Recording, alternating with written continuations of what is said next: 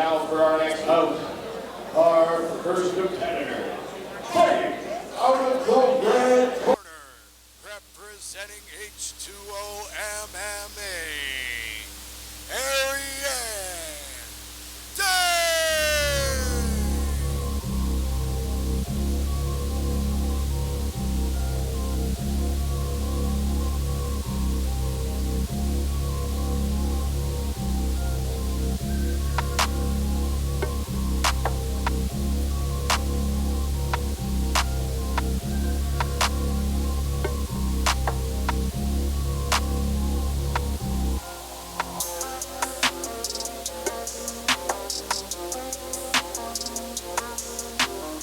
And her opponent, fighting out of the blue corner, representing Troop MMA, Felicia Marceau.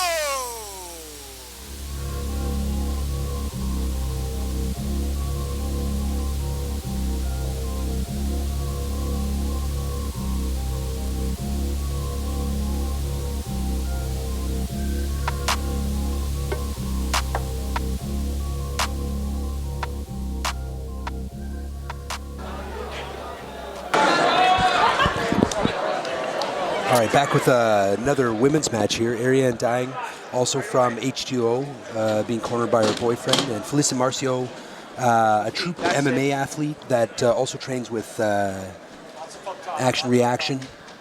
Richard Nanku, monkey in her corner. One of the OGs of Canadian MMA and grappling. The monkey. The monkey. Hope he's watching this. He's tough and ugly.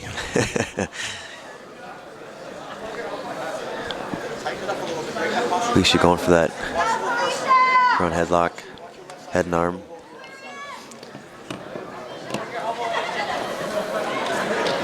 Ariane's got that quarter guard locked up. Felicia's a Pan American no-gi gold and silver medalist.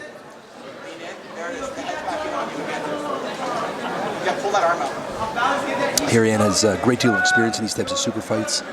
And again, from a very, very well-established gym. Boyfriend Steve coming off a great finish earlier in the evening. Must give you some hype, having your boyfriend compete before you get the win. Is playing this half guard? Felicia threatening that Darce, as we saw Mandy do as well, as a way to both threaten a submission and potentially knee cut pass. I find that in my own game, this leads to front headlock positions and more back takes than it does Darce chokes. But it's a great attack, great sequence. I find once I start passing, they'll come to their knees and I get the front headlock. Yeah, exactly, and then you can reverse or keep circling to the back. Felicia working hard to control Ariane's head. That's the key to this position. That space, creating space away from her hips, elongates Ariane's body, makes it harder to get underneath. If Ariane could get to the hips, dive underneath, that's that sweeping position. Damien Maya plays that position very well. Ariane has the underhook. She's giving that up here. Yeah, she should look to wrestle, I would think, from that position. And use that underhook to get up to your feet, at least create a scramble.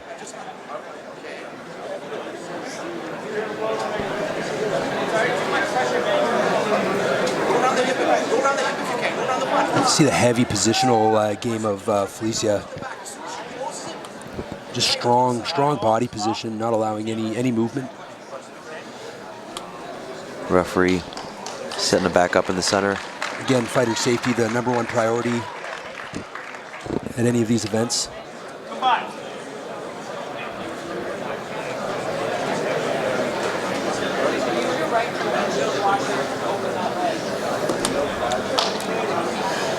Yeah, I'd like to see her use that right leg to push on the leg of Ariane. She's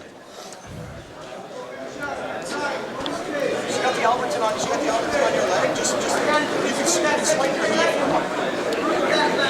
That's a knee on top of the bicep next time.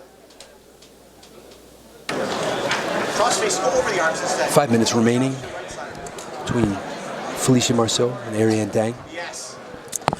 Looking for almost a Nurmagomedov bar arm. Again, very effective in MMA, maybe not as effective in jiu-jitsu because you can't punch face. Just lean on it. But that Nurmagomedov position, actually, that's not fair. That can break position and lead to back control very easily. Yep. A lot of guys will start to just panic and kind of fish out of water to get out of there. And in fact, if Felicia gave a little bit more room to Ariane, she might be able to get her to post up on that arm, which would allow her to trap it.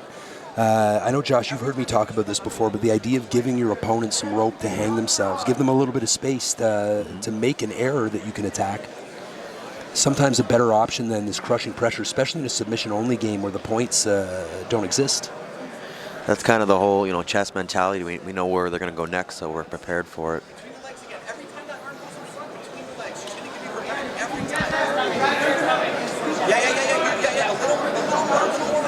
4 minutes remaining. Coach Monkey's telling her to drop that left knee across. Might be able to take the back. This position is stalled, but I also don't feel like either athlete is stalling. It's just a well-established position.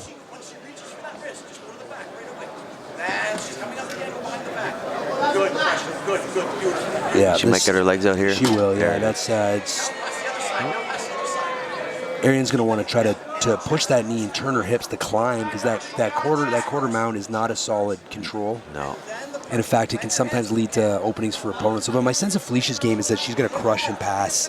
Yeah. Crush and pass. I think she's looking to try and set up that head and arm. She's just waiting for Ariane to lift that arm up and pop her head underneath.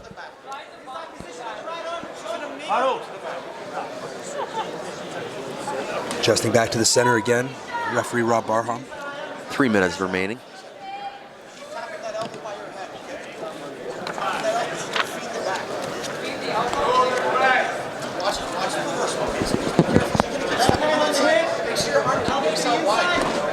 If you're at home watching our stream, we want to thank BJJ Fanatics for sponsoring this event.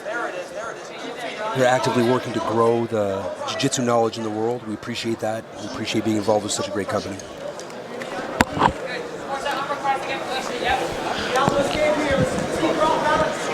Mount now well and firmly established by Felicia.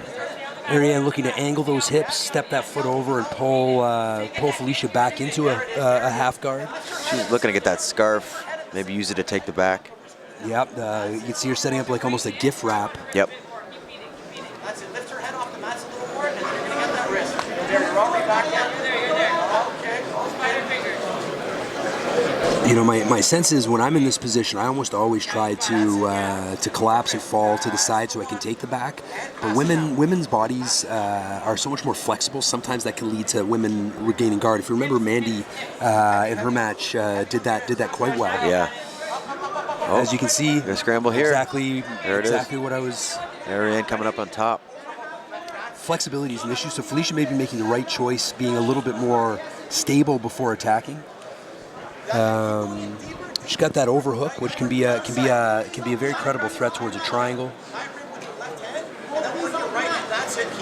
Although Ariane is not really doing a whole lot. She's got her hands on the mat. One thing we always talk about, right? Keeping her hands on the mat there, it's dangerous. It is. It's it's like a fighter dropping his hands. Yeah. It's an unsound defensive position. Allows your opponent to take some liberties. She's corrected it now. She's got the hands in the armpits. So she's look the posture up, come down to the hips. These athletes are all incredible, but it is one of the more obvious comparisons between the black belt athletes and the purple belt athletes. The black belts are making adjustments before the problem is even there. The purple belts kind of fix problems as they show up. Yep. And that's no criticism of the athletes. These guys are obviously phenomenal. We got about 45 seconds here. You know, Ariane has been on the defensive for most of these 7 minutes. There hasn't been really any credible submission threats, but my sense is that if this goes full-time, Felicia has probably done enough to get that decision, especially if she can start to throw up something. I like to see her open up this body triangle. Body triangle for me is, especially from guard, is a stall position. I agree. You have to unlock it to attack. So if it's there, you're telling me that you don't want to attack. If I was Ariane, I might sit back and try a double knee reap where you can throw your feet over top. Can sometimes be effective. She's got nothing to lose at this point. Time. Go to the judge's decision, see how how our very knowledgeable judges call this match.